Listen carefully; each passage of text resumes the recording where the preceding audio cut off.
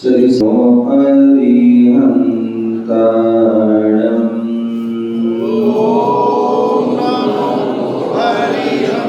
ॐ नमो श्रीसिद्धाणम्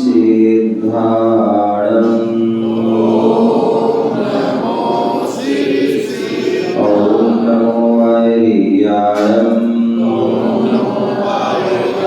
ॐ नमो वज्रायाणम्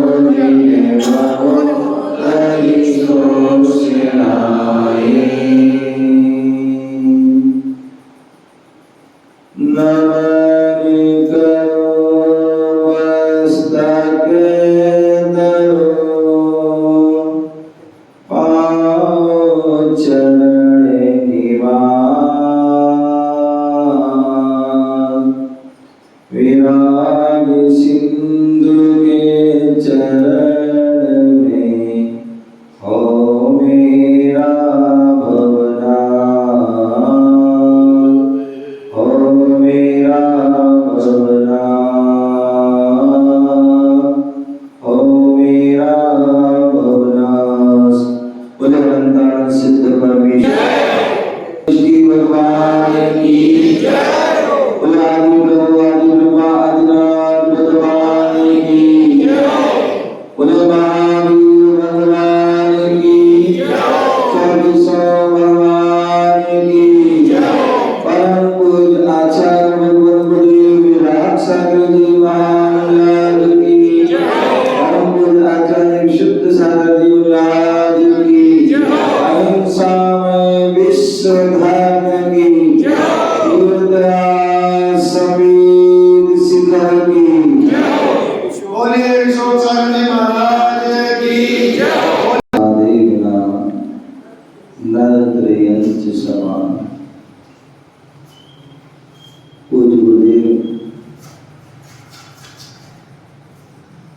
प्रवचन के उपरांत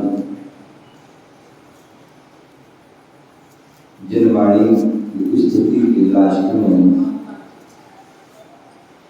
एक दो पंक्तियां हमेशा बोलते थे। धर्म करत संसार से अभी मिला आप सभी के लिए बताए थे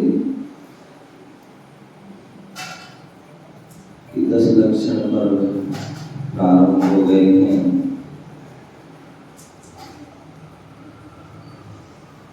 और 10 लक्षण पर जो साल में 3 बार आते हैं, भादों में, माघ में और चैत में।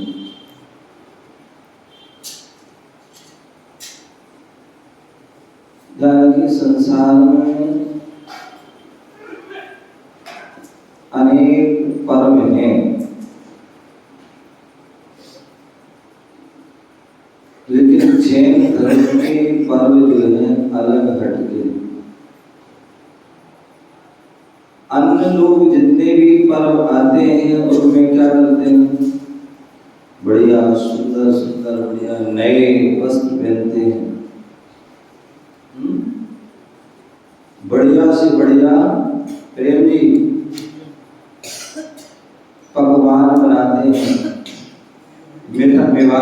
मिठाई मिष्ठान बनाते हैं और बढ़िया खाते हैं। लेकिन लेकिन जैन धर्म के जो पर्व आते हैं वो जो है त्याग तपस्या किया। 10 लक्षण पर्व आ गए भैया, अब जो है कपड़े नहीं धोना है, सोडा साबुन यूज नहीं करना है, शैम्पू साथ जो है योग नहीं करना, सात्विक जीवन जीना है, त्याग तपस्या करना भैया। कोई उपवास करता है, कोई एकासन करता है, कोई 2 टाइम खाता है, कोई रात्रि भोजन त्याग करता है, कोई आलू प्याज आदि का त्याग करता है, कोई बाजार का त्याग करता है, कोई तंबाकू गुटखा बीड़ी सिगरेट आदि का जो है त्याग करता है। कुछ ना कुछ जो है वह नियम संयम करना।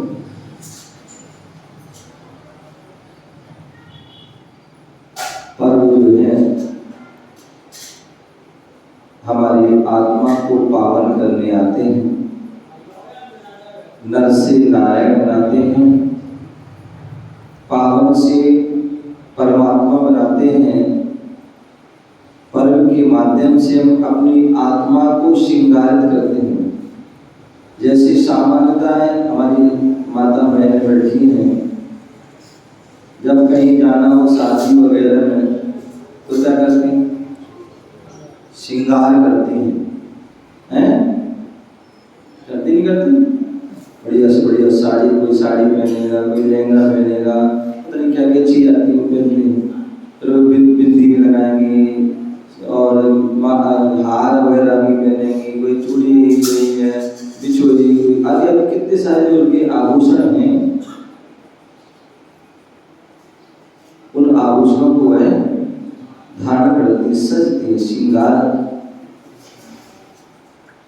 करती होती। जैन धर्म कहता है हम शरीर को हम अनादि काल से सजाते आ रहे हैं, शरीर को हम अनादि काल से सजाते आ रहे हैं, लेकिन फिर भी आप कितना भी सजा लो, लेकिन फिर भी वह क्या होता है, फिर भी वह जो है मुरझाया हुआ लगता है। यदि हमें श्रृंगार करना है तो शरीर का नहीं, आत्मा का श्रृंगार करना है, और उस आत्मा को श्रृंगार करने के लिए हमें जो है 10 आभूषणों को जो है धारण करना है।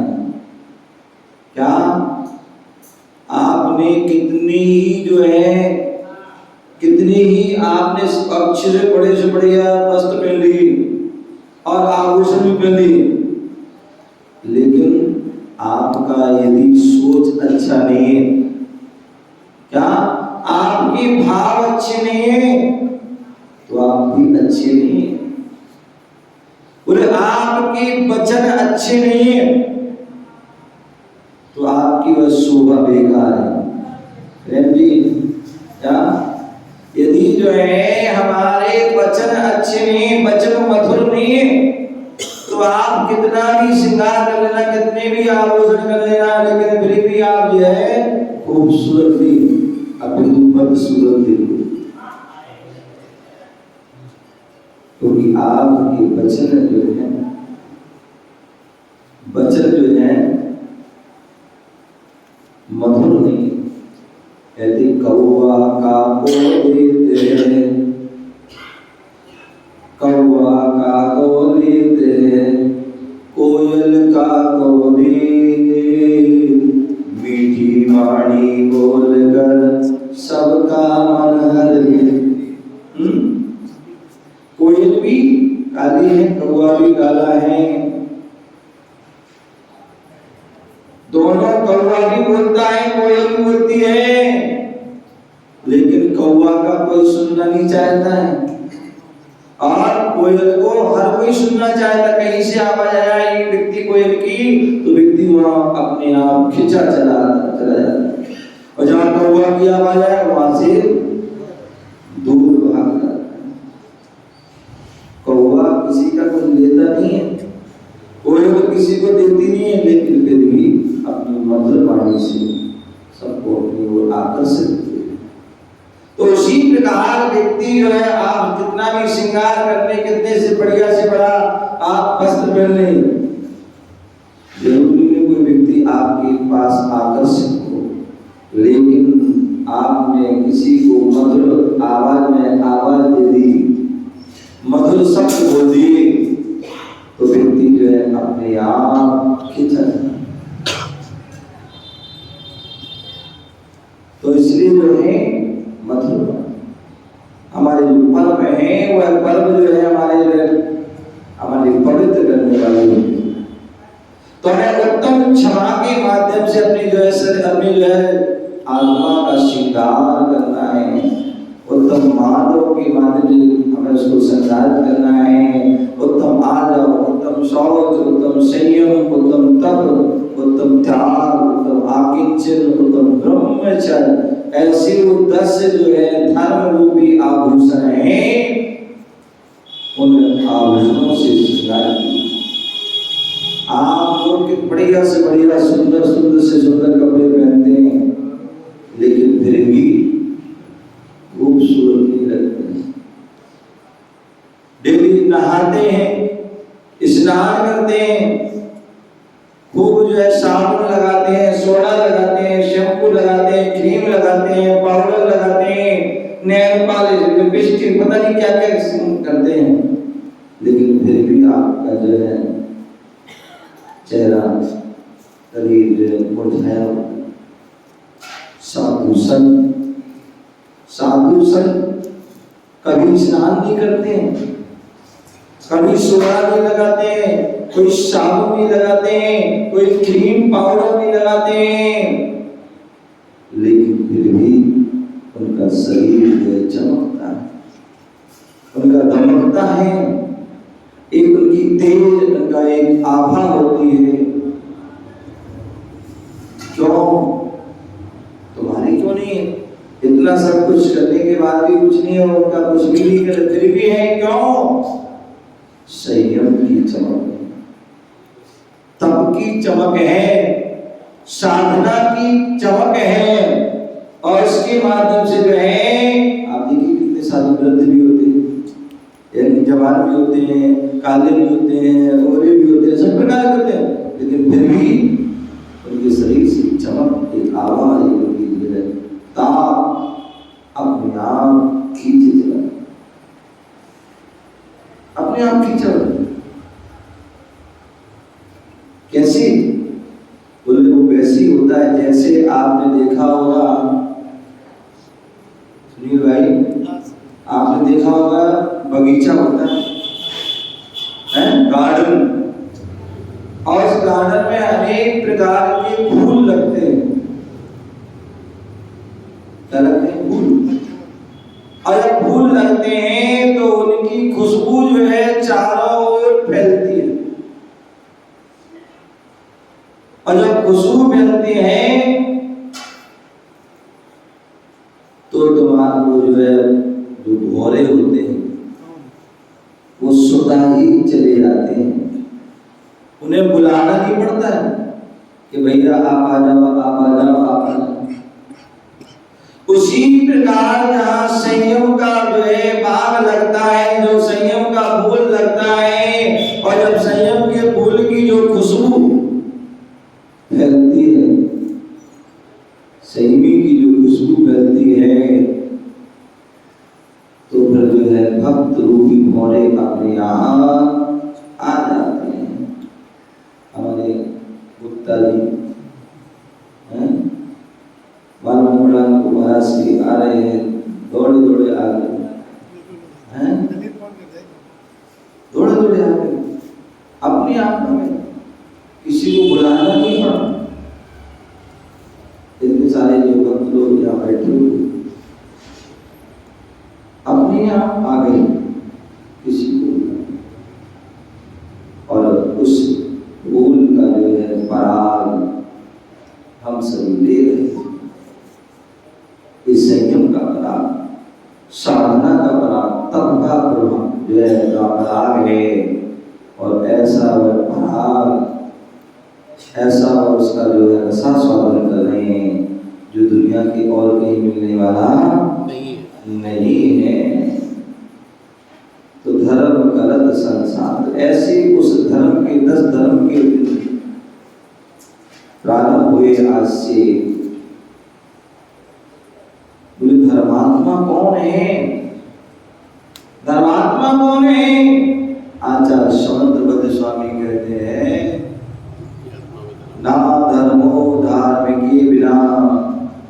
जहाँ धर्म है वहाँ धर्मात्मा है, जहाँ धर्मात्मा है वहाँ धर्म है। और आज तक जितने भी परमात्मा बने,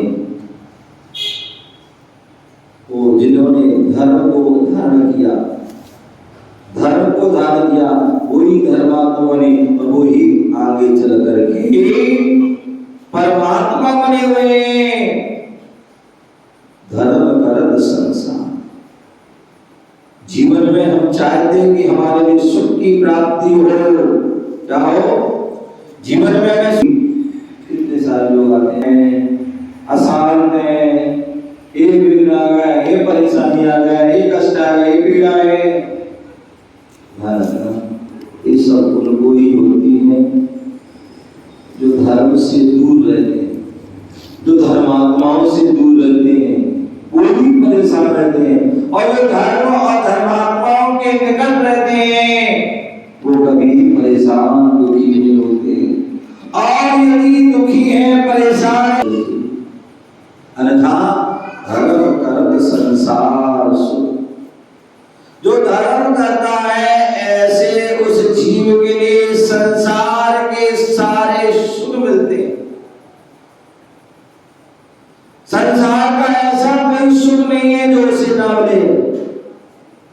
जब सर्व धर्म करत संसार धर्म करत निर्वाण, तब धर्म करने से जो अगर निर्वाण की प्राप्ति हो जाती है, मोक्ष की प्राप्ति हो जाती है, तो क्या संसार की सुख नहीं मिलेंगे? अभी मिलेंगे। मंगलाचरण करते पढ़ते उसमें क्या पढ़ते?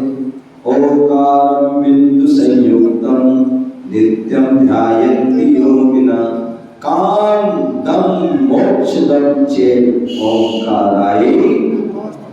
जो ओंकार ओम है, जिस ओम में जो है पंच प्रविष्टि है, क्या है?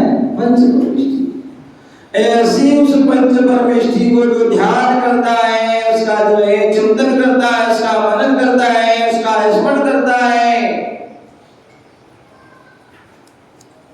ऐसे उस जीव के लिए क्या है? तो ओम है, पंच परमेष्टि है। जो पंच परमेष्टि है वो जो अनंत सिद्ध आदि बनते, मोक्ष जाते, वो ऐसे ही जाते हैं। या जो मुनि भी बनते हैं, कोई ऐसे भी बन जाते हैं। जन्मों जन्मों का जो है पुण्य संग्रह करते हैं, तब जाके वह मुनि बनते हैं। तभी वह जो है पंच परमेष्टि की श्रेणी में आते हैं। तो मुनि बनते हैं, उसके पहले जो है या जो आदि बनते हैं, तो उनको क्या मिलता है? उन्हें धर्म के प्रभाव से सब चीज मिलती है। तो पहले वह धर्म पुरुषार्थ करते हैं, और धर्म पुरुषार्थ से जो है फिर उनको अर्थ पुरुषार्थ की प्राप्ति, अर्थ की, रुपया पैसा धन दौलत की प्राप्ति होती है। तो जब भी जो है धन वैभव मिलेगा, हमें धन किससे मिलेगा? धर्म से, अधर्म से नहीं मिलेगा। क्या? और यदि कोई व्यक्ति अधर्म से कमा भी ले तो रुकने वाला नहीं, टिकने वाला नहीं है।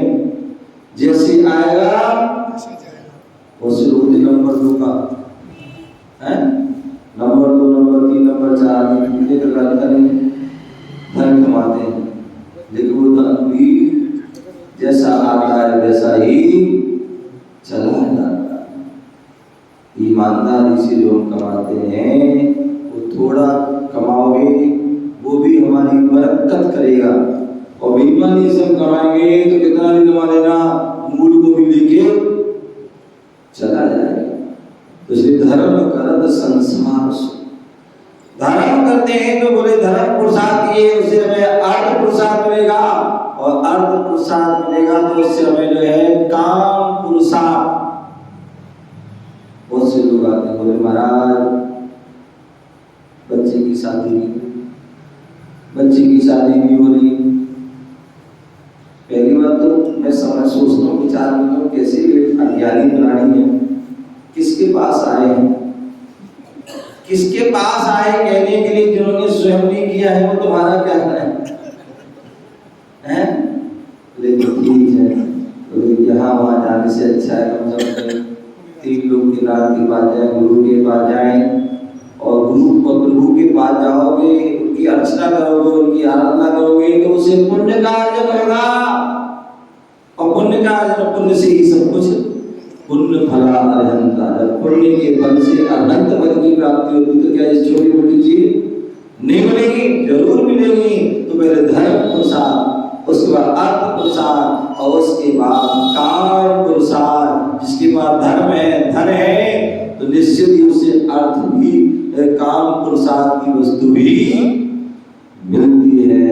और जिसे 3 चीज मिल जाती है तो उसे चौथे कारण कर रहे हैं, उसे मोक्ष साधना की ओर करवाता है, मोक्ष की ओर करवाता है, तो उसे मोक्ष की प्रसाद भी मिलता है। तो धर्म करत संसार, धर्म करने से हम संसार के सारे सुख प्राप्त होते हैं। और धर्म करत निर्वाण, और धर्म करने से निर्वाण की भी प्राप्ति, मोक्ष की प्राप्ति, सिद्धंत पद की प्राप्ति, अनंत पद, भगवत पद की प्राप्ति होती है। और धर्म साधे बिना क्या? धर्म करत संसार सुख, धर्म करत धर्म पंथ साधे बिना, जो धर्म हमारा पंथ, मोक्ष का पंथ है, इसको साधा नहीं तो नर त्रियंच समान। यदि मनुष्य जीवन मिला है और मनुष्य जीवन करके पा करके भी हम पंचेंद्रिय के विषय भोगों में क्या भागते रहे तो क्या होगा? जन्म से लेकर मरण तक दौड़ता है आदमी, जन्म से लेकर मरण तक दौड़ता है आदमी, दौड़ते ही दौड़ते दम तोड़ता है आदमी, जन्म से लेकर मरण तक दौड़ता है। ये आदमी क्या कर रहा है? दौड़ रहा है, भाग लगा हुआ है, इतना विजय कि व्यक्ति उसको फुर्सत ही नहीं है, भाग रहा है। किस लिए भाग रहा है? किस लिए? केवल 3 चीजों के लिए। किसके लिए? केवल 3। एक रोटी 2 लगन, एक रोटी 2 लगोटी, 3 गज की है जमीन। एक रोटी 2 लगोटी, 3 गज की है जमीन। 3 चीजें जिंदगी में जोड़ता है आदमी, 3 चीजें जिंदगी में जोड़ता है आदमी, जोड़ते दौड़ते दौड़ता है आदमी, जन्म से लेकर मरण तक दौड़ता। तो 3 चीजों की दौड़ रहा है, दौड़ते दौड़ रहा है। ध्यान रखिए, मनुष्य जीवन श्रेष्ठ जीवन है, सार्थक करो उसको, पाकर के अंदर श्रेष्ठ बनाओ, महान बनाओ।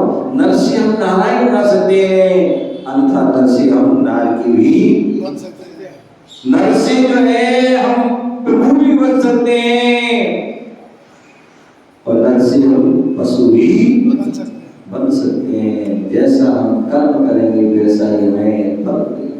तो इसलिए मनुष्य जीवन मिला है, जैन कुल मिला है, गुरुओं का प्रभु का हमें समागम मिलता है। तो क्या नाम है? अरे यहाँ केतुल वालों ने हमें जो है अपने जीवन को श्रेष्ठ बनाना है, पावन बनाना है। तो जो अपने कुछ धर्म को करना प्रारंभ कीजिए, क्योंकि यही जीवन को शेष बनाएगा। अन्यथा धर्म पंथ साधे बिना बोलना गाते हुए सारा जीवन जो है बनाए और अपने जीवन को शेष बनाए, इसी भावना से जय गुरु महावीर भगवान की। आपको पता है कि अनेकान धाम, असावरपुर, राई, सोनीपत, हरियाणा से मंगल विहार चल रहा है और सिद्धवरपुर इंदौर सुमत धाम के लिए, जहाँ पर परम पूज्य आचार्य गुरुदेव विराट सागर जी महाराज, जिन्होंने उत्कृष्ट संलेखना समाधि करके अपने जीवन को सार्थक किया और हम सभी को उपदेश दिया आज जो है कि कैसे हम साधना करना है, कैसे अपने जीवन को सार्थक करना है।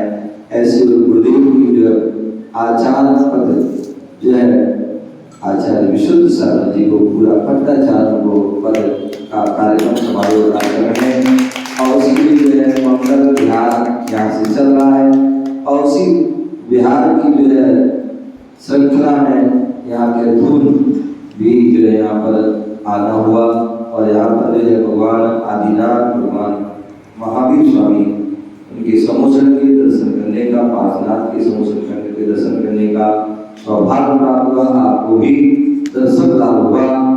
ये जो है निश्चित ये साथी सैफुल का जो है आपका योग है कि स्वतः ही जो है आपको लाभ मिल रहा है और ऐसे ही हम अपने साधु संतों का समागम करते रहें और उनके आहार विहार अय्यावृत्ति आदि करके अपने जीवन में साथी सहयोग करके अपने जीवन को सफल बनाएं। आप सभी भी उस जो कार्यक्रम में जो इंदौर में 27 अप्रैल से जो है 2 मई तक का जो कार्यक्रम है, 27 को जहाँ पर पूरे समस्त लगभग 400 पार्टी होंगे, महामिलन होगा, महाकुंभ होगा और उसमें एकत्रित होंगे और जहाँ 500 लगभग साधु होंगे, तो उनकी जो भक्तगण जो है पूरे देश और विदेश से भी जो है आएंगे और 1 लाखों की संख्या में महाकुंभ होगा। अपने आप में ऐतिहासिक जो है आप भी साक्षी होंगे और आप भी वहाँ पर पहुँचिए।